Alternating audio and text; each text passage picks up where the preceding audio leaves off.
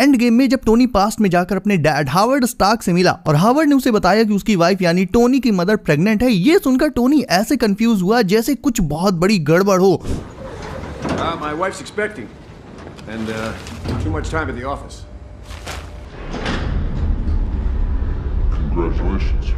तुमने इस चीज को इग्नोर कर दिया होगा, लेकिन वो कंफ्यूज इसलिए हुआ था क्योंकि उसकी कैलकुलेशंस के हिसाब से उसे अब तक पैदा हो जाना चाहिए था, बट नहीं हुआ। और सुनो, आयरन मैन 2 में हावर्ड ने टोनी से कहा था कि my greatest creation is you. What is and always will be my greatest creation is you. और यहाँ पर क्रिएशन का मतलब ये भी हो सकता है कि ये बंदा जिसे हम टोनी समझते थे, ये एक्चुअल में हावर्ड स्टार्क का बायोलॉजिकल सन था ही नहीं, उसका सगा बेटा नहीं था, बल्कि एक्चुअल में ये ही। हेलो गाइस, मेरा नाम है Himanshu and you are watching the buzz beam show. And believe me, अब जो एवेंजर्स डूम्सडे की थ्योरी मैं तुम्हें बताने जा रहा हूं, इसके हिसाब से मार्वल पिछले 15-20 सालों से हमें धोखा दे रहा था। वो बंदा जिसे हम टोनी स्टार्क समझते थे, वो एक्चुअल में टोनी स्टार्क कभी था ही नहीं। वो एक्चुअल में विक्टर वॉन डूम था, हमारी आंखों के सामने था, बट हम उसे पहचान नहीं पाए। एंड बिलीव मी, इस वीडियो के एंड में तुम्हारा दिमाग फट के चार ना हो जाए तो तुम इस वीडियो को डिसलाइक मार देना। मतलब शायद पहला ऐसा क्रिएटर होऊंगा जो बोल रहा है कि वीडियो को डिसलाइक मार देना, but I believe in this theory और इस बात के प्रूफ्स भी दूंगा तुम्हें कि हमारा टोनी स्टार्क एक्चुअल में टोनी कभी था ही नहीं, वही विक्टर वॉन डूम था। तो चलो सीधे शुरुआत कर लेते हैं। अब सब ये सोच रहे थे कि मार्वल ने डेस्परेट होकर आरडीजे को वापस से डूम के रोल में कास्ट कर लिया है, बट भाई मार्वल ने आरडीजे को डेस्परेशन में कास्ट नहीं किया, बल्कि इसलिए कास्ट किया है क्योंकि RDJ already Victor Von Doom play कर रहे थे हमारे सामने इतने सालों से। वेल, सबसे पहले तो तुम्हें यह बता दूं कि टोनी स्टार्क से भी बहुत पहले 2005 में आरडीजे ने फैंटास्टिक फोर में विक्टर वॉन डूम के लिए ऑडिशन किया था, यानी डूम का रोल एक्चुअल में आरडीजे की किस्मत में ही था। हालांकि तब ये रोल उन्हें नहीं मिल पाया, लेकिन आज करीब 20 सालों के बाद उनका यह सपना सच हो गया जब वो रियलिटी में विक्टर वॉन डूम प्ले करने जा रहे हैं। बट रीजन ये नहीं है, वो जो प्रूफ मैं देने की बात कर रहा था कि टोनी ही विक्टर है, वो मैं आगे देता हूं। ये मैंने इसलिए बताया कि मार्वल में आरडीजे का डूम बनाने का आइडिया ये आज का नहीं है, ये 20 साल पहले से चला आ रहा है और ये बात खुद केविन फाइगी और मार्वल के कुछ हाई पोजीशन वाले लोगों के दिमाग में ऑलरेडी थी। अब इस पॉइंट को ध्यान में रखना, इस पर मैं आगे और बात करूंगा, ये इंपॉर्टेंट है। लेकिन अभी रिसेंटली रूसो ब्रदर्स ने भी कहा था कि वैसे तो वो लोग मार्वल में वापस नहीं आने वाले थे क्योंकि सीक्रेट वॉर्स में करने को तो मतलब बहुत सारा कूल स्टफ है, लेकिन रूसोस को वो एक आइडिया नहीं मिल रहा था, स्टोरी की शुरुआत करने का एंट्री पॉइंट नहीं मिल रहा था जो कि एकदम परफेक्ट हो और जिसके चलते वो मार्वल में वापस आए। बट फाइनली उन्होंने आरडीजे और टोनी स्टार्क से रिलेटेड एक आइडिया सुना। वो आइडिया क्या था वो आगे बताता हूं। वो आइडिया सुना और इसे सुनकर भाई साहब उनके होश उड़ गए, तुम्हारे भी उड़ जाएंगे। मतलब लिटरली पूरे मार्वल वालों के होश उड़ गए और सबके सब एकदम तैयारियों में लग गए। अब सोचो, वो आइडिया जिसने पूरे थके हुए मार्वल को एकदम एक्टिवेट कर दिया, कैंग को निकलवा दिया, आरडीजे को $100 मिलियन पे करवा दिए, डूम्सडे और सीक्रेट वॉर्स अनाउंस करवा दी, वो आइडिया कितना बड़ा और कितना एपिक रहा होगा। तो ये आइडिया क्या था जो आरडीजे और रूसोस इन सभी को एक साथ वापस ले आया? वेल, सबसे पहले तो मैं तुम्हें ये कंफर्म कर दूं कि आरडीजे को वापस लाना ये मार्वल का कोई डेस्परेशन नहीं है, बल्कि आरडीजे ही वो एक्टर है जो मार्वल में विक्टर वॉन डूम प्ले कर सकते हैं। प्लस इस आइडिया से डूम के सेटअप को लेकर भी अब कोई प्रॉब्लम नहीं होने वाली, बिकॉज बहुत से लोग ये सोच रहे थे कि थैनोस की तरह डूम का तो कोई बिल्डअप हुआ ही नहीं एमसीयू में, ब्ला ब्ला ब्ला। तो भाई ये आइडिया सुनने के बाद तुम कहोगे कि यार डूम का सेटअप तो एमसीयू में पिछले 20 सालों से लगातार चल रहा है। सो देखो, थ्योरी है गाइस कि Doom first of all he who remains और कैंग के जितने भी वेरिएंट्स हैं, एक काउंसिल ऑफ कैंग्स, उन्हें हंट करेगा एंड इसके लिए वो फुली जस्टिफाइड है, यानी उसका ये करना, उन्हें हंट करना सही है। बिकॉज, एंड ये चीज मैंने तुम्हें पहले भी बताई थी, बिकॉज जब ही हु रिमेन्स ने सेक्रेट टाइमलाइन यानी 616 क्रिएट की थी तो उस प्रोसेस में उसने बाकी की दूसरी टाइमलाइंस को साइलेंट कर दिया था, यानी डूम की टाइमलाइन भी ही हु रिमेन्स ने साइलेंट कर दी थी, जिसके चलते डूम कैंग से बहुत नाराज है एंड उसे हंट करना चाहता है। बट बात केवल इतनी ही नहीं है, ये तो ये बात थी कि क्यों कैंग आउट हुआ एंड क्यों डूम इन हुआ, बट रियल क्रेजीनेस इसके भी आगे स्टार्ट होती है। देखो, काफी सारे लोग अभी भी यही बिलीव करते हैं कि विक्टर वॉन डूम बस एक इविल टोनी स्टार्क वेरिएंट होगा, यानी किसी और यूनिवर्स का टोनी स्टार्क होगा जो बर्ज़र्क हो गया, जो इविल बन गया और एक विलेनियस पाथ पर निकल पड़ा, एक हीरो बनने की बजाय एक विलेन बन गया। But actually the case is just opposite. वो टोनी स्टार्क जिसे इतने सालों से हम लोग देख रहे थे वो ही एक्चुअल में विक्टर वॉन डूम का एक वेरिएंट था, यानी आरडीजे, जिसे हम अभी तक टोनी स्टार्क मानते थे। वो एक्चुअल में टोनी था ही नहीं, वो डूम का वेरिएंट था। अब सुनने में तो बहुत मजेदार और ट्विस्टिंग है, बट इसके पीछे कोई बड़ी वजह, मतलब ऐसे ही थोड़ी ना तुम मार्वल के बिगेस्ट हीरो को बदनाम कर सकते हो, उसे विलन बोल सकते हो। तो भाई वजह तो बहुत सारी हैं, लेकिन सब की सब तुमने इग्नोर कर दी। तुम जानते हो मार्वल आज से 10-10 साल पहले वाले स्टफ को मूवीज में कनेक्ट कर देता है, इसीलिए मैंने स्टार्टिंग में तुम्हें एंड गेम में टोनी का हावर्ड की बात सुनकर चौंक जाना और आयरन मैन 2 में हावर्ड का टोनी से ये कहना कि तुम ही मेरी बेस्ट क्रिएशन हो, ये सब बताया था। यानी इतनी छोटी छोटी बातों में मार्वल ने डूम को टीज किया है कई सालों पहले। लेकिन सवाल ये है कि अगर वो डूम था तो सब उसे टोनी क्यों कहते थे और कभी उसकी रियलिटी निकलकर हमारे सामने क्यों नहीं आ पाई? इसके पीछे हाथ था ही हू रिमेन्स का। अब यहाँ पर देखो बहुत ध्यान से सुनना वरना कंफ्यूज हो जाओगे। ही हू रिमेन्स पहले ही डूम से लड़कर उसे हरा चुका है।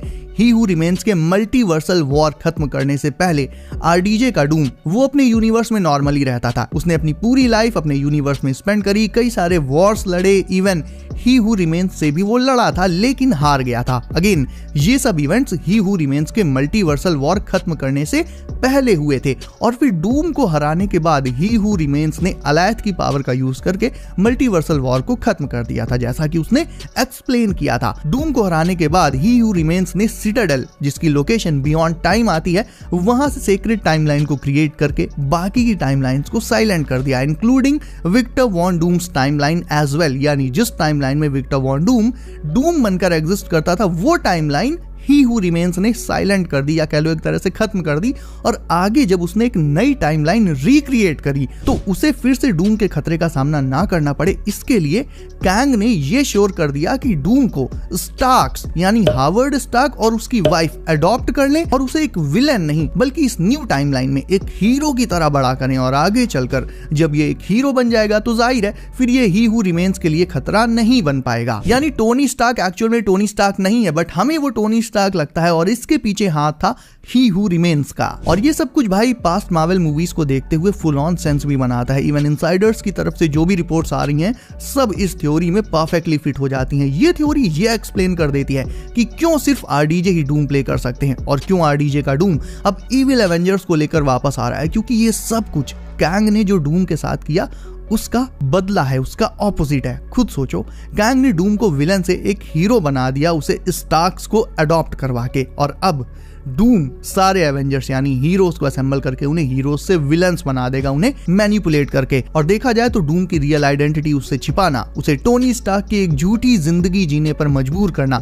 ये सब कैंग ने जो किया है विक्टर वॉन डूम के साथ। इसके चलते अब डूम जो कुछ भी कहर ढाने वाला है कैंग के अगेंस्ट और बाकी सब के अगेंस्ट, उसके लिए वो फुली जस्टिफाइड है। यानी कहते हैं ना कि villains are not born, they are made. तो भाई ये जो लाइन है ये विक्टर वॉन डूम पर, या कह लो कि टोनी स्टार्क इंपोस्टर पर फुल ऑन फिट बैठ है। मतलब देखा जाए तो एक तरह से कैंग ने ही डूम को बनाया है। और अगर ये सब सुनकर चौंक गए हो तो भाई अब तो सर पटकने की बारी है। ये सुनो, मार्वल ने अपनी फ्रेंचाइज की शुरुआत आयरन मैन के साथ ही क्यों करी? क्यों उसने स्पाइडरमैन या एक्स-मैन इन सब के साथ शुरुआत क्यों नहीं करी? क्यों उसने आयरन मैन को ही चुना? क्योंकि 90s के दौर में मार्वल कंगाल हो रहा था और वो सिर्फ आयरन मैन के ही लाइसेंस को अफोर्ड कर सकता था, और इसलिए उसने अपने बाकी के जो पॉपुलर हीरोज के लाइसेंसेस थे वो दूसरे बड़े स्टूडियोज को बेच दिए थे, लाइक सोनी को और फॉक्स को। तभी तो आज तक ये लाइसेंस और राइट्स की लड़ाई चलती है इन सबके बीच। यानी 2008 में जब आयरन मैन 1 से मार्वल फ्रेंचाइज की शुरुआत हुई थी तब मार्वल के पास इतना जुगाड़ नहीं था कि वो फॉक्स से एक्स-मैन और सोनी से स्पाइडरमैन को वापस लेकर उन्हें अपने एमसीयू में शामिल कर सके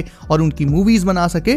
स्पाइडी और एक्स-मैन ये सब उस टाइम आयरन मैन और कैप्टन अमेरिका इनसे कहीं ज्यादा पॉपुलर थे उस टाइम, बट आरडीजे ने आयरन मैन को टॉप पर ला दिया, इसकी पॉपुलैरिटी एकदम नंबर 1 पर ला दी। और इसके चलते मार्वल फिर आगे बढ़ता गया और केविन फाइगी खुद ये सोचते थे कि एक दिन ऐसा आएगा जब मार्वल में एक ही यूनिवर्स होगा, और वो ऐसा यूनिवर्स होगा जिसमें स्पाइडरमैन, एक्स-मैन, आयरन मैन ये सब के सब एक साथ एग्जिस्ट करेंगे। एक ऐसा यूनिवर्स जो कॉमिक्स की तरह होगा एंड A to Z सारे मार्वल कैरेक्टर्स उसमें मौजूद होंगे। लेकिन पहले वो ऐसा नहीं कर पाए क्योंकि एक्स-मैन फॉक्स के पास था, स्पाइडरमैन सोनी के पास था। यानी मार्वल में हमेशा से एक ऐसा यूनिवर्स एग्जिस्ट करता रहा होगा जिसमें स्पाइडरमैन, एक्स-मैन और बाकी सारे कैरेक्टर्स ये सब एक साथ एग्जिस्ट करते होंगे, बट अल्टीमेटली किसी विलन ने एके कैंग ने अपनी पावर्स का इस्तेमाल करके उस यूनिवर्स को, उस टाइमलाइन को साइलेंट करके एक सीक्रेट टाइमलाइन क्रिएट कर दी, जिसमें सब कुछ उल्टा पुल्टा हो गया, जिसमें एक्समैन थे ही नहीं, जिसमें स्पाइडरमैन बहुत बाद में आया, जिसमें वेनम था ही नहीं,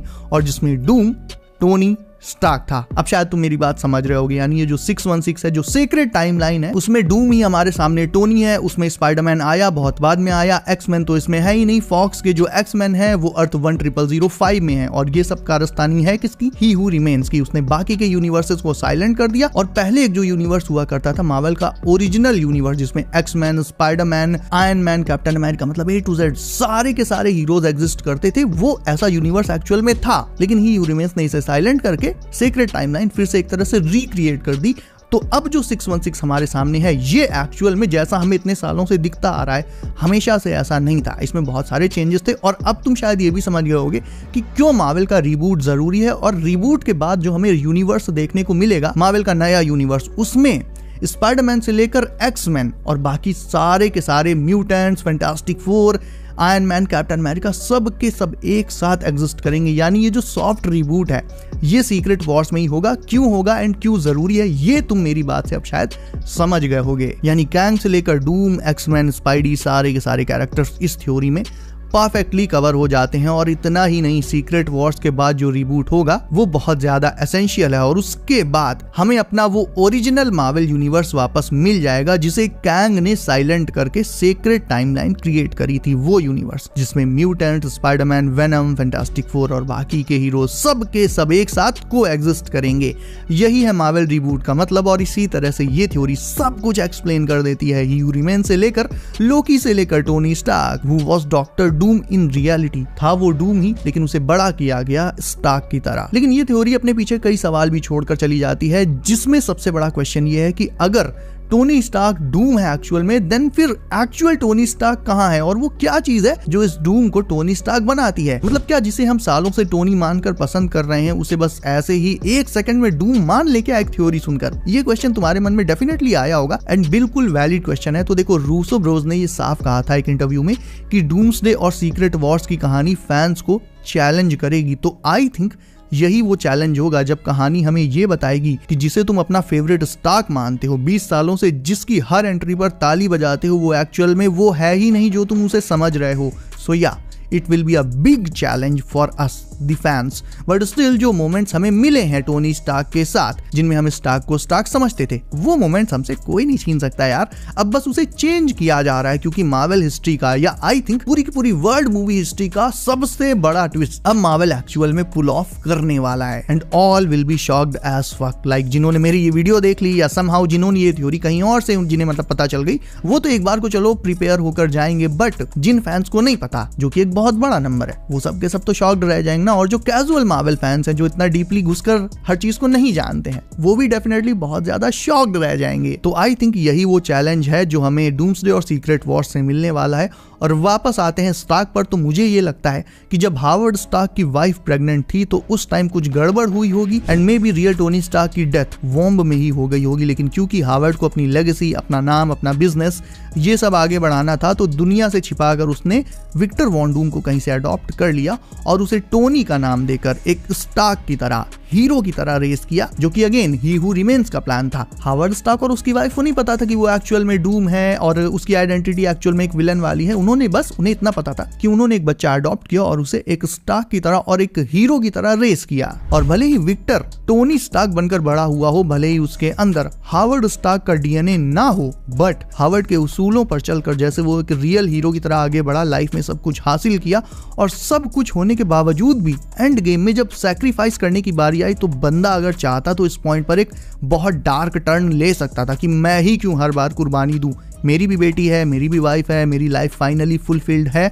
but still he chose to die like a hero, and that's what makes Victor Von Doom Tony Stark in Earth 616 still. अब क्योंकि इस थ्योरी से एस्टेब्लिश हो जाता है कि आरडीजे का टोनी रियल टोनी था ही नहीं, दैट मीन्स कि किसी अल्टरनेट यूनिवर्स से एक रियल टोनी भी आएगा जो कोई और एक्टर प्ले करेगा, एंड ऑब्वियसली आई थिंक वो टॉम क्रूज ही होंगे। और अगर अभी तक जो प्रूफ दिए मैंने उनसे तुम सेटिस्फाइड नहीं हो, तो एक और बहुत बड़ा प्रूफ दे देता हूँ, उस पर हम लोग पहले भी बात कर चुके हैं। वो टोनी स्टार्क जिसे अपने आयरन मैन सूट्स को डेवलप करने में, उन्हें अपग्रेड करने में सालों का टाइम लगा, साल दर साल उसने रिसर्च पे रिसर्च करी और सूट्स को अपग्रेड करता गया स्टेप बाय स्टेप। उस टोनी स्टार्क ने टाइम ट्रैवल, जो कि ना सिर्फ अर्थ का बल्कि पूरे यूनिवर्स का सबसे बिगेस्ट इन्वेंशन है, सबसे ज्यादा दिमाग खपाने वाली चीज है, उसको एक रात में चुटकी बजाते ही कैसे इन्वेंट कर लिया, सोचने वाली बात है। मतलब आयरन मैन सूट्स को डेवलप करने में उसे सालों लग गए, लेकिन टाइम ट्रैवल को उसने एवेंजर्स के कहने पर एक रात में एंड गेम में यूं ही इन्वेंट कर लिया। तो ये एक सोचने वाली बात है एंड इसका रीजन अगेन यही है कि डॉक्टर डूम, तुम भी जानते हो हमेशा से मार्वल में उसका जो सिग्नेचर एरिया ऑफ एक्सपर्टीज है वो टाइम ट्रैवल का रहा है हमेशा से। तुम कॉमिक्स उठाकर देख लो, Doctor Doom time travel stuff का मास्टर है और इसी के चलते मल्टीवर्स में जितने भी यूनिवर्स हैं उनके डूम्स सबके सब टाइम ट्रैवल के स्टफ में मास्टर होंगे। एंड दैट्स एग्जैक्टली वाई हमारा टोनी, जो एक्चुअल में विक्टर वॉन डूम था, वो जानता तो नहीं था कि वो विक्टर है, बट सबकॉन्शियसली क्योंकि वो डूम था इसीलिए वो टाइम ट्रैवल स्टफ में ऑलरेडी एक्सपर्ट था और इसीलिए उसने सिर्फ एक रात में टाइम ट्रैवल को इन्वेंट कर लिया चुटकी बजाते ही। और हाँ, एक जो बहुत बड़ी प्रॉब्लम है, जो लोग बोल रहे हैं कि आरडीजे के डूम का कोई सेटअप नहीं हुआ, बिल्डअप नहीं हुआ, तो भाई इस थ्योरी से ये प्रॉब्लम तो एकदम परफेक्टली सॉल्व हो जाएगी कि मतलब थैनोस को तो चलो कई सारी मूवीज में पोस्ट क्रेडिट सीन्स में मेंशन किया गया, दिखाया गया, उसका कैमियो वगैरह हुआ तो उसका अच्छा खासा सेटअप हुआ था। डूम का तो कहीं नाम भी नहीं लिया गया, लेकिन डूम्सडे में आगे जाकर जब हमें ये पता चलेगा कि भाई पिछले 20 सालों से जिसे हम टोनी समझ रहे थे वो डूम ही था, तो हमारी आंखों के सामने डूम तो 20 सालों से नाच रहा था। तो भाई डूम का सेटअप तो 20 सालों से चल रहा है, मतलब थैनोस से भी कहीं बड़ा सेटअप उसे ऑलरेडी मिल चुका है। तो ये बिल्डअप और सेटअप वाली प्रॉब्लम डूम की है तो इस थ्योरी से बड़ी आसानी से सॉल्व हो जाएगी। और आई थिंक आरडीजी का ये statement, New mask. Same task. ये भी इसी बात का प्रूफ है कि मास्क अब बदल जाएगा बट काम उनका सेम ही रहेगा, क्योंकि वो पर्सन ही सेम है, डूम ही स्टार्क था। तो बस रियलिटी सामने आ गई है, राज खुल गया है, जिसके चलते अब मास्क बदल जाएगा बट टास्क अभी भी सेम रहेगा। तो हाँ, इसे लेकर अभी मैं और भी डीप रिसर्च करूंगा, मार्वल की पास्ट मूवीज और एविडेंस निकालूंगा खोद कर, बट जो मेन पॉइंट मैंने अभी बताए हैं उन्हें लेकर सोचना जरूर। डूम्सडे और सीक्रेट वॉर, इसे ये ना समझना कि ये मल्टीवर्स सागा में आते हैं तो ये इन्फिनिटी वॉर और एंड गेम से बिल्कुल अलग कहानी है, नहीं, पूरी की पूरी कहानी एंड गेम से आगे कंटिन्यू करेगी, उससे जुड़ी हुई होगी। बस फर्क इतना है कि इनके तार कैसे जुड़े थे ये अभी तक हमें समझ नहीं आ रहा था, बट अब आएगा और बहुत अच्छे से आएगा। और जब ये सारे खुलासे थिएटर में होंगे, बिलीव मी भाई, एंड गेम को लोग भूल जाएंगे। Doomsday and Secret Wars will be ground breaking. और इसके साथ ही एक रिक्वेस्ट है कि प्लीज वीडियो को लाइक करने के साथ साथ चैनल को प्लीज सब कर लिया करो, ताकि आने वाली लेटेस्ट एमसीयू अपडेट्स तुमसे कभी भी मिस ना हो और मुझे भी तुमसे इंस्पिरेशन मिलती रहे। So guys, that's it for today. अब इस थ्योरी को लेकर तुम्हारे जो भी थॉट्स वगैरह हो सब कमेंट करके मुझे बताओ, मुझे देखना है कि लोग इस थ्योरी के बारे में क्या सोचते हैं। एंड वंस अगेन, वीडियो अच्छी लगी हो तो इसे लाइक कर दो एंड चैनल को जरूर से सब कर लेना, नोटिफिकेशंस को डाल लो ऑल पर, क्योंकि बहुत तगड़ी एमसीयू अपडेट्स आने वाली हैं। सो गाइस, बी सेफ, अपना ख्याल रखिए आप। मेरा नाम है Himanshu and as always I will see you in next one.